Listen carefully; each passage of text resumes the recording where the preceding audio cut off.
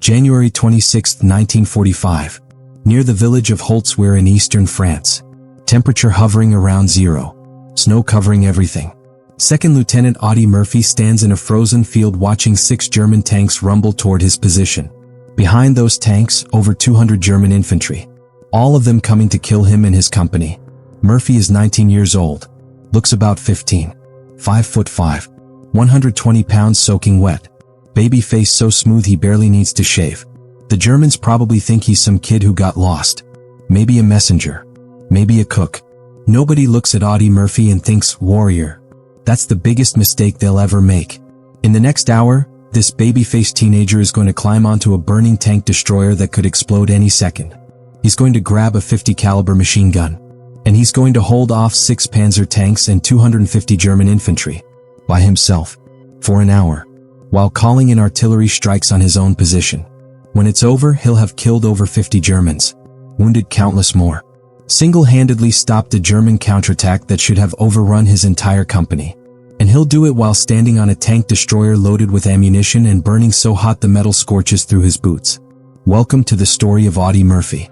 The most decorated American combat soldier in United States history.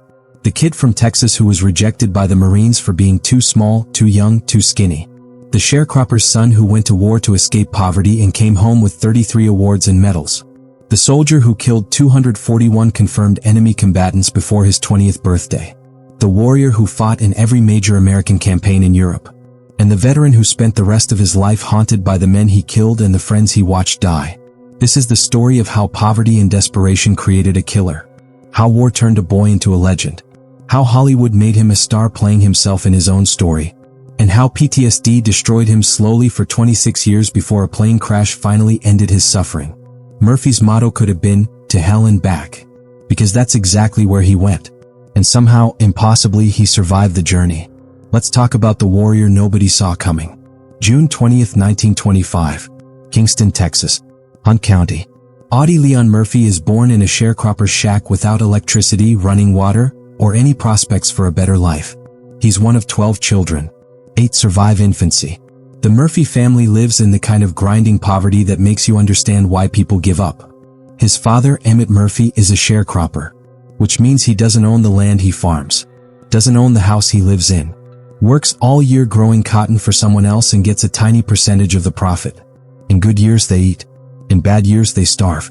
And the 1920s and 1930s are mostly bad years. Young Audie learns early that life is hard and nobody's coming to help. He starts hunting with a borrowed .22 rifle when he's 6 years old. Not for sport. For survival. Whatever he shoots, his family eats. Rabbits, squirrels, birds, anything that moves. He becomes an excellent shot because missing means going hungry. And the Murphy family is hungry a lot. School is sporadic. Audie attends when he can. But most days he's needed in the fields or hunting. He makes it to 5th grade. Then quits. Not because he's stupid. Because survival requires working, not studying. Education is a luxury poor families can't afford. So Audie works. Picks cotton. Chops wood. Does whatever odd jobs he can find. Sends every penny home to help feed his siblings. When Audie is 10, his father abandons the family. Just walks away. Leaves his wife and 8 children to fend for themselves during the Great Depression.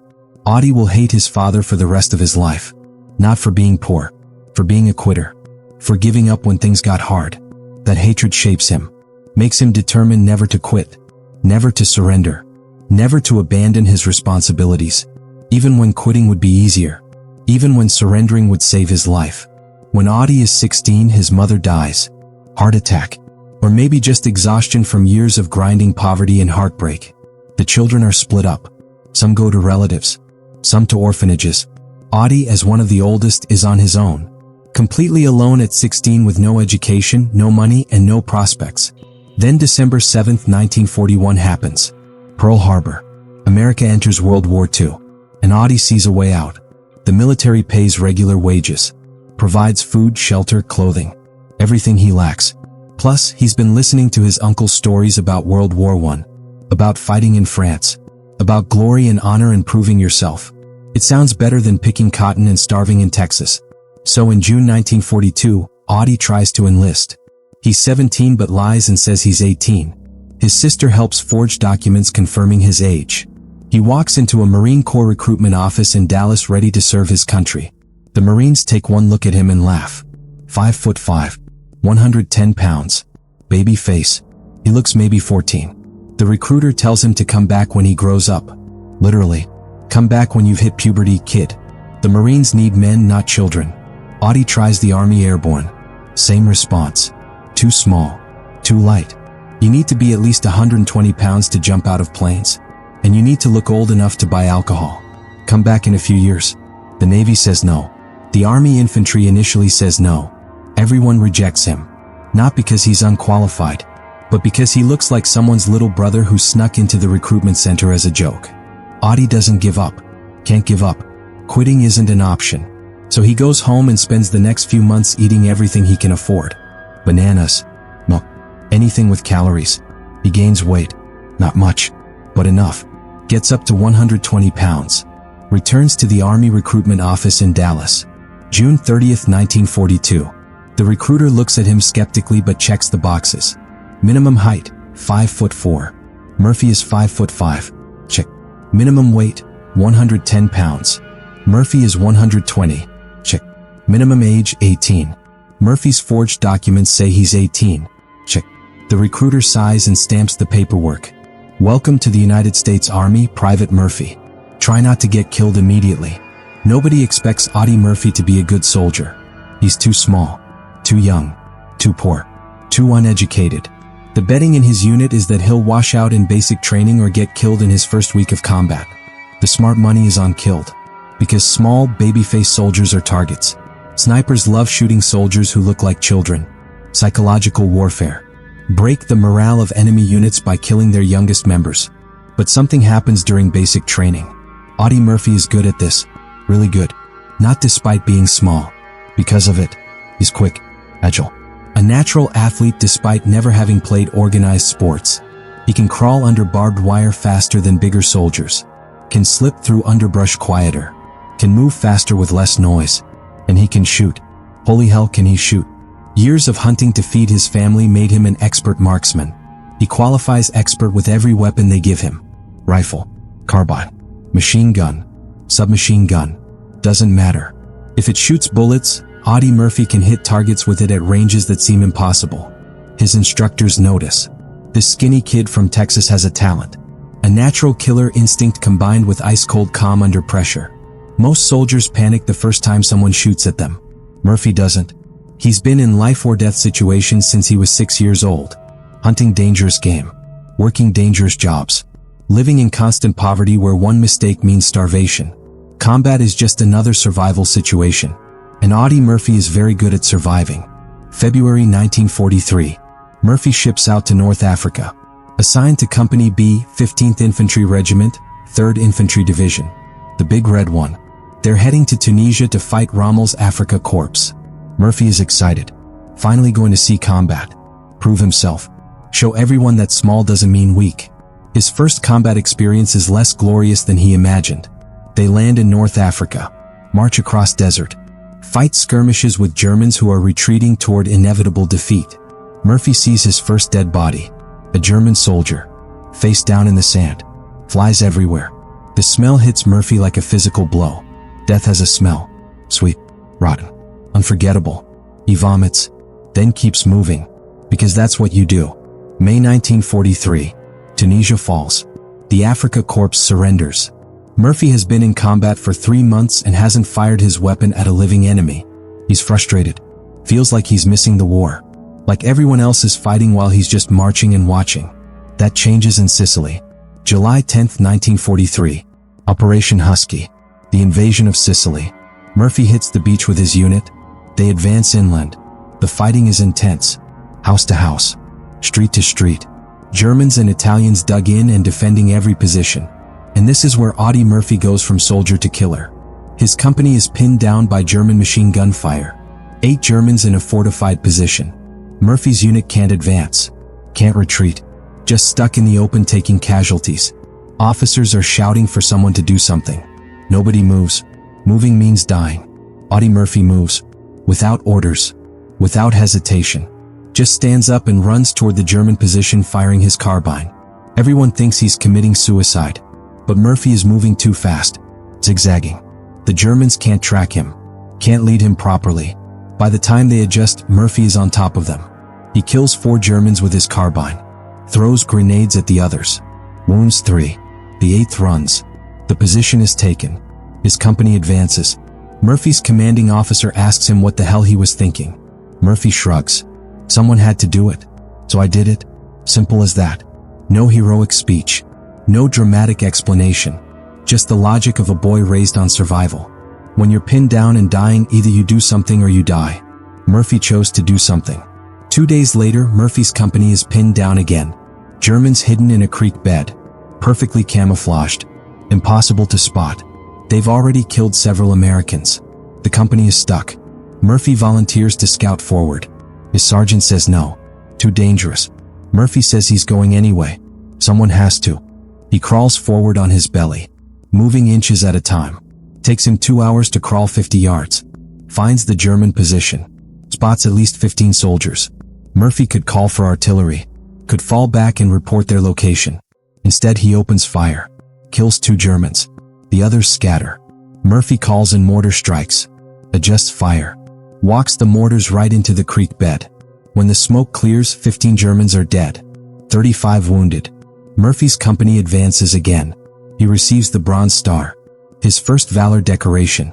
He's been in combat for 3 weeks. September 1943. Italy. The invasion of mainland Italy. Salerno. Venanzio. Murphy and the 3rd Infantry Division fight for every mile. The Germans are dug in. Defensive positions prepared months in advance. Machine gun nests. Artillery. Minefields. Every advance costs lives. Murphy's friends are dying. Many trained with, bunked with, shared meals with, dead, mangled, burned, gone. Murphy starts isolating himself. Stops making friends. Because friends die. And watching friends die hurts too much. Better to be alone. To treat everyone as temporary. That way when they die, it doesn't hurt as much. Except it still hurts.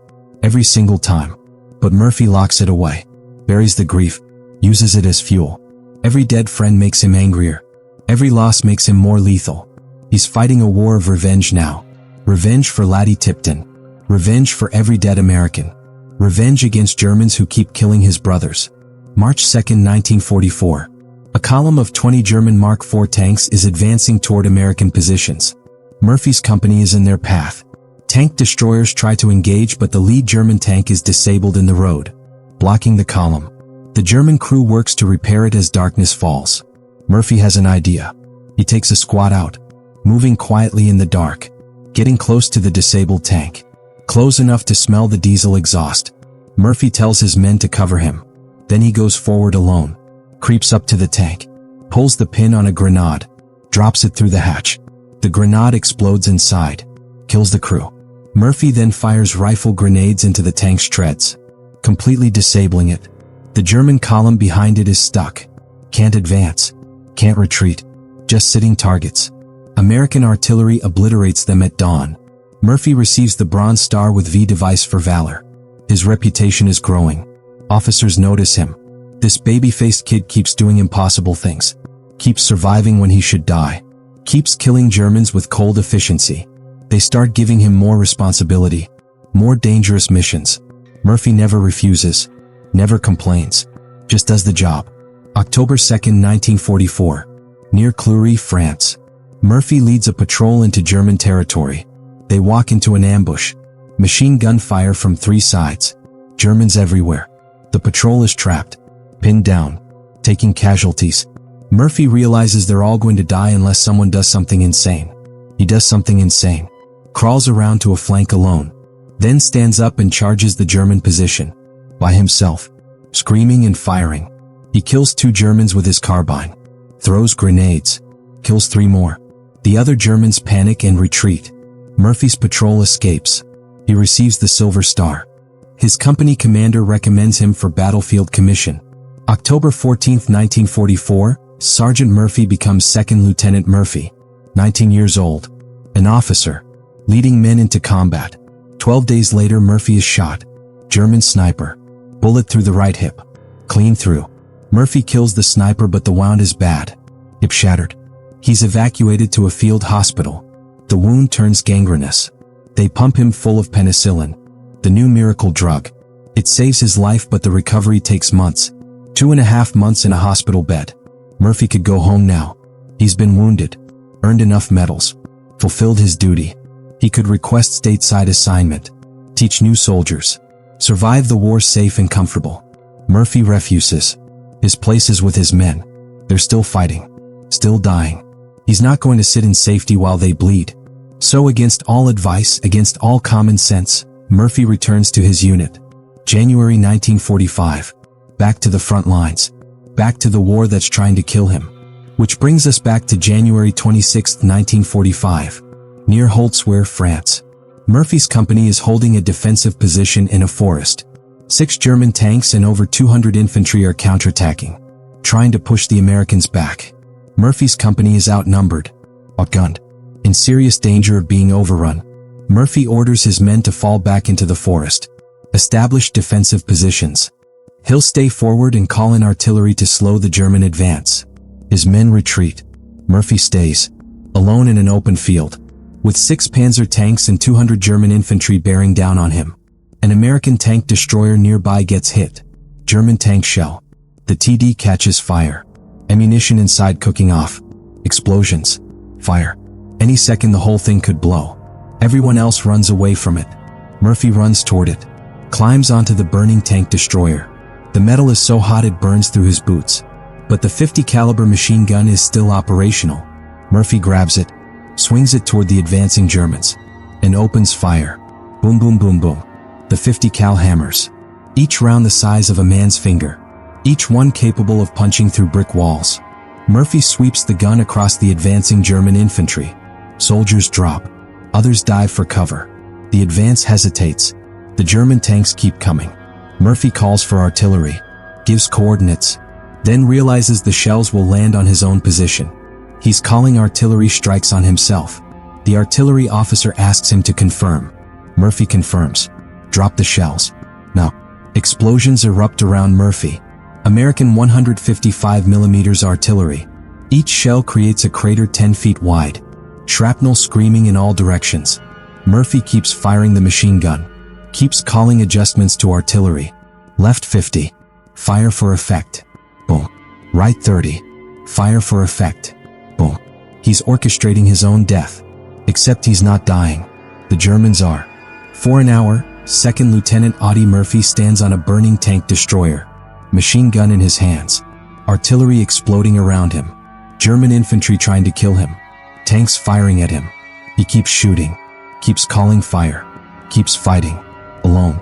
A 5'5" teenager against 6 Panzer tanks and 250 German soldiers. The German advance breaks. They can't get past this one insane American who refuses to die. Who stands on burning metal calling down fire from heaven. Who kills dozens of them with machine gun fire while artillery tears the rest apart. It's too much. The Germans retreat. The counterattack fails. Murphy finally climbs off the tank destroyer. His boots are smoking. His uniform is scorched. He's been shot in the leg at some point and didn't notice. He walks back to American lines. His company cheers. They thought he was dead. He should be dead. But he's not. Because Audie Murphy doesn't die. Doesn't quit. Doesn't surrender. He's killed over 50 Germans. Wounded countless others.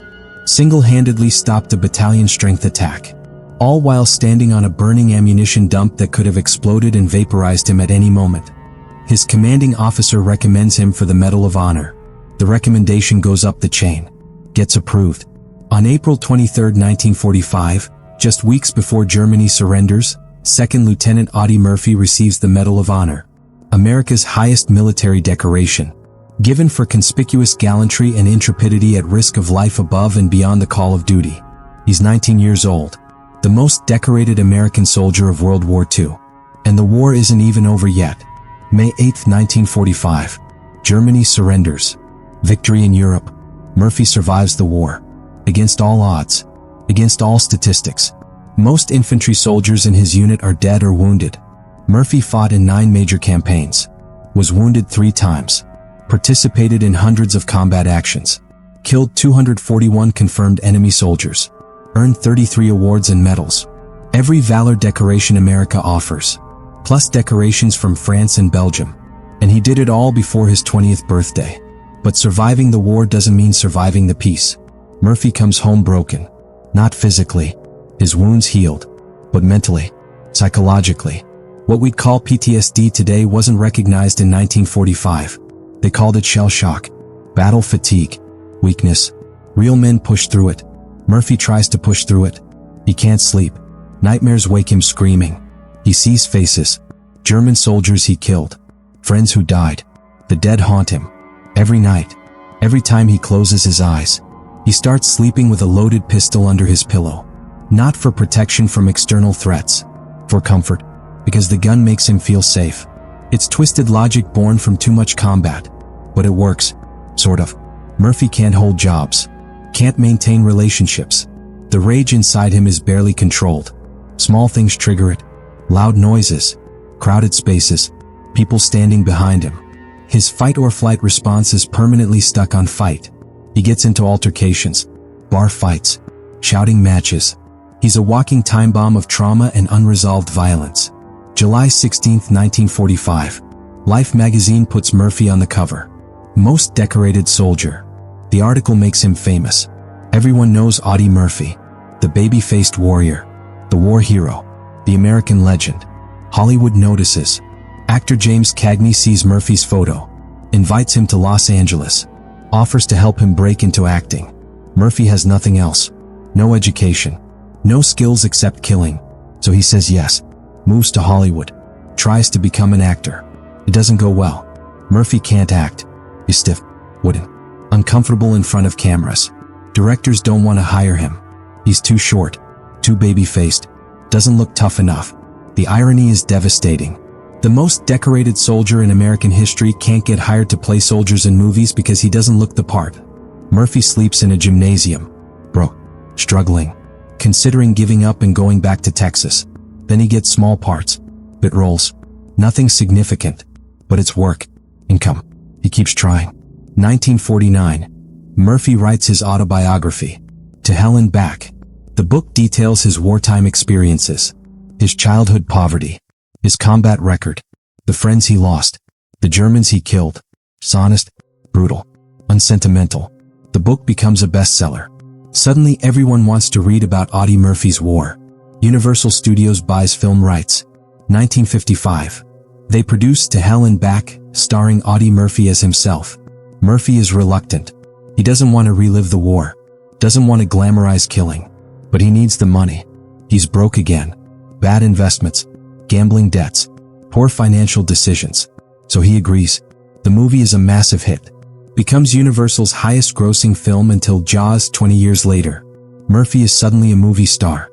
Over the next 15 years he makes 44 films. Mostly westerns. Playing cowboys and lawmen. The parts suit him better than war movies. He's convincing as a man who's seen violence. Who carries trauma. Because he's not acting. He's just being himself. But fame doesn't fix his problems. Murphy still has nightmares. Still sleeps with a loaded gun. Still suffers from what we now recognize as severe PTSD. He becomes addicted to sleeping pills. Needs them to function. The addiction gets worse over time. By the 1960s he's taking dangerous amounts. His friends worry. His family worries. Murphy doesn't care.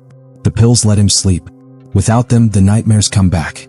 He speaks publicly about his struggles. Tries to raise awareness about combat trauma. Testifies before Congress about the need for better mental health support for veterans. This is radical in the 1960s. Real men don't admit to mental health problems. Real men tough it out. Murphy doesn't care. He knows the truth. War breaks people. And America has a responsibility to fix them. Or at least try. His movie career winds down. By the late 1960s he's doing television guest spots. His films aren't drawing audiences anymore. The money dries up. Murphy's gambling debts pile up. Bad investments wipe out his savings. He's broke again. Living off credit. Borrowing from friends. The most decorated soldier in American history is bankrupt at 45. May 28, 1971. Murphy is flying in a private plane. A twin-engine Aero Commander. Heading to a business meeting. The weather is bad. Dense fog. The pilot should have turned back. But they press on. Near Roanoke, Virginia, the plane flies into Brush Mountain. Crashes. Everyone aboard is killed instantly. Audie Murphy, age 45, dead. They find his body in the wreckage, still strapped in his seat. At the funeral, thousands attend. Veterans, actors, politicians, people who knew him, people who only knew his legend. He's buried at Arlington National Cemetery with full military honors. His grave becomes one of the most visited sites in Arlington, second only to President Kennedy's. People leave flags, flowers, notes thanking him for his service. But here's what most people don't know. Murphy spent the last 26 years of his life fighting a war nobody could see. PTSD, trauma, survivor's guilt. He won every battle in Europe, but the battle in his mind? That one he was losing, slowly, day by day. The nightmares never stopped. The guilt never faded. The memories never dulled. He once said, "I'm glad that I was able to do it and that I'm still here to talk about it. But I wish to hell I didn't have to kill anyone to prove that I'm a good soldier." That's the truth nobody wants to hear. Murphy didn't enjoy killing, didn't glory in combat. He did what needed to be done to survive, to protect his men, to win the war. But it cost him. Every German he killed took something from him. Every friend who died carved a piece out of his soul. By the time he came home, there wasn't much of Audie Murphy left. The warrior who'd scared Germans, who'd single-handedly stopped tank attacks, who'd climbed onto burning tank destroyers and fought like a demon. That warrior was a mask. Underneath was a traumatized kid from Texas who'd seen too much death, who'd killed too many people, who couldn't reconcile the innocent boy he'd been with the killer he'd become. Murphy's legacy is complicated. He's celebrated as a hero, and he was.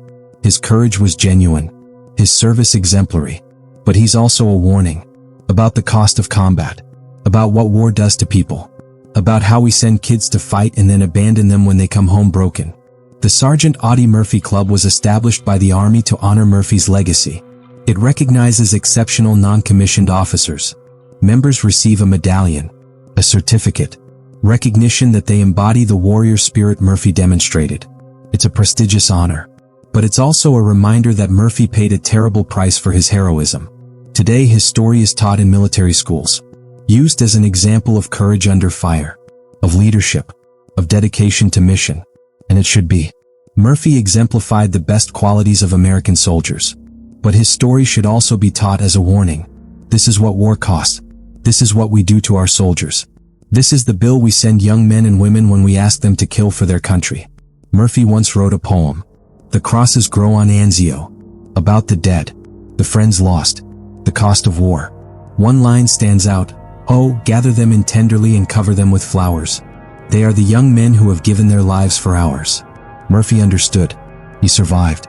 But he paid for survival with decades of trauma. And in the end, maybe he didn't survive after all. Maybe he just took longer to die than the men who fell in combat.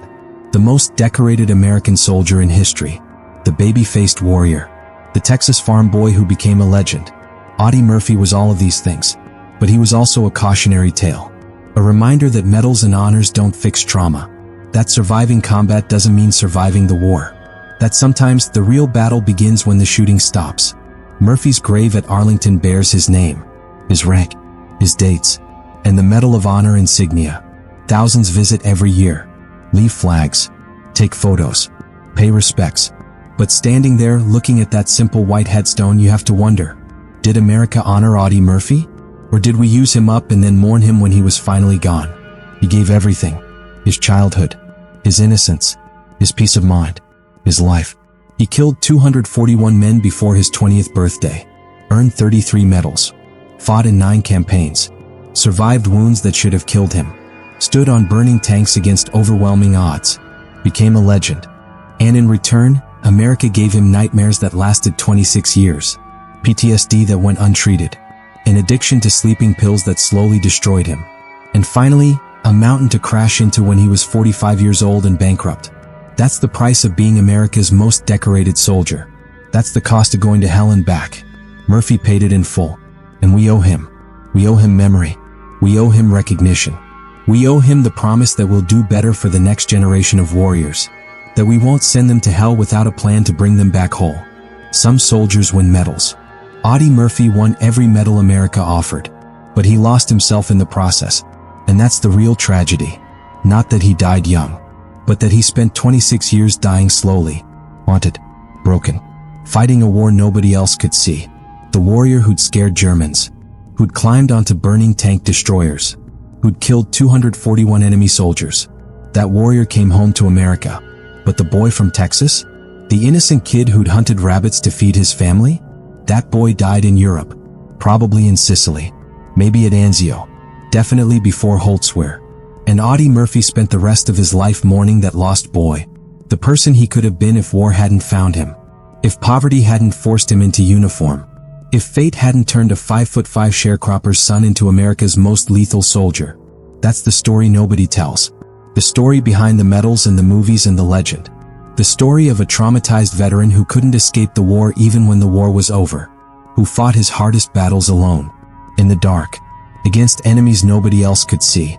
Audie Murphy went to hell and came back, but he brought hell home with him, and it consumed him, slowly, day by day, for 26 years, until a foggy mountain finally gave him the peace he'd been denied since 1945.